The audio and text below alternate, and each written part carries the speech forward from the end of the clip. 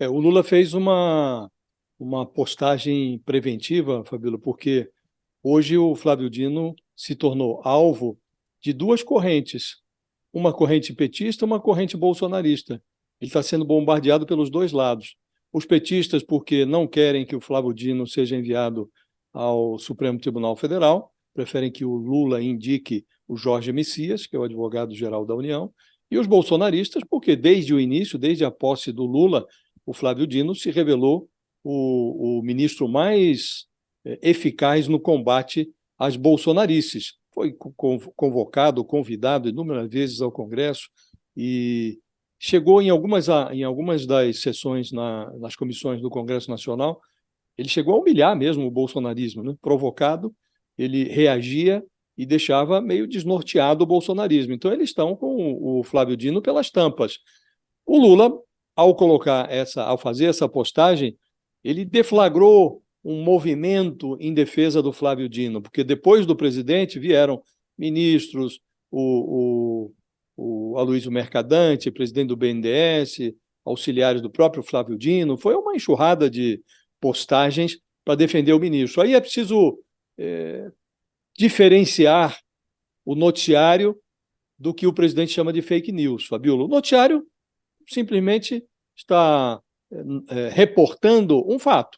Uma personagem ligada ao crime organizado foi recebida no Ministério da Justiça por dois secretários do Flávio Dino e participou de um encontro nacional organizado no Ministério dos Direitos Humanos. Isso é um fato.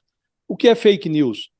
Fabricaram a notícia de que o Flávio Dino teria recebido a personagem. Tem até foto de uma humorista que esteve com o Flávio Dino, com quem o Flávio Dino se encontrou, e aí dizem que aquela humorista seria a dama do tráfico no Amazonas, e uma personagem não tem nada a ver com a outra.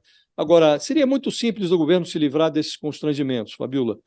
É preciso lembrar que no mês passado, um rebolado sensual de uma dançarina num encontro organizado pelo Ministério da Saúde também tinha fornecido material para ataques da oposição ao governo Lula.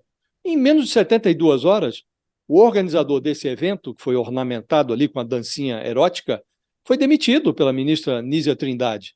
E os ataques murcharam automaticamente. Ninguém nem fala disso mais, daquela mulher lá com pouca roupa que dançou num evento no Ministério da Saúde. Então, agora, nessa semana, ganharam as manchetes essas incursões dessa personagem, essa Luciane Barbosa, que é a dama do tráfico amazonense, em duas pastas. Na pasta da Justiça, ela foi recebida lá por dois secretários do Flávio Dino, e no Ministério dos Direitos Humanos pagaram a passagem dela e diárias para que ela participasse de um encontro nacional sobre prevenção à tortura no Ministério dos Direitos Humanos, chefiado pelo Silvio Almeida. Então, a personagem é mais... o governo se constrange mais com uma dançarina sensual do que com a dama do tráfico, uma senhora que foi condenada a 10 anos de cadeia, casada com um sujeito, o Clemilson Santos, que é o chefão do Comando Vermelho no Amazonas. Está puxando cadeia de 31 anos, em regime fechado. Ela, condenada a 10 anos, recorre em liberdade. O marido está lá, puxando uma cadeia de 31 anos, quer dizer, não é uma personagem negligenciável. E os secretários do Flávio Dino que receberam esta senhora continuam nos seus cargos.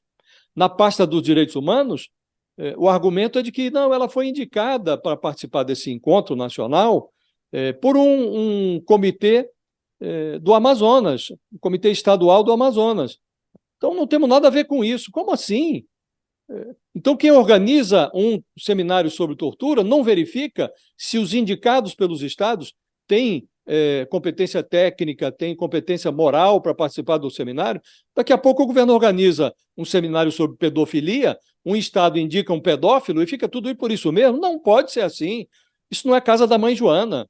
Então, fica entendido, Fabíola, que não é o erro que complica a situação do governo, é a forma como o governo reage depois de cometer o erro. E nesse episódio aqui, ou o governo faz alguma coisa, ou vai ficar a impressão de que o crime, quando aquela história de que o crime não compensa, não é verdadeira. Porque o crime, quando compensa, ele muda de nome. Aqui, nesse caso, o tráfico de drogas está virando tráfico de influência. Não se pode contemporizar com algo assim. Então é preciso fazer o que se fez lá no Ministério da Saúde.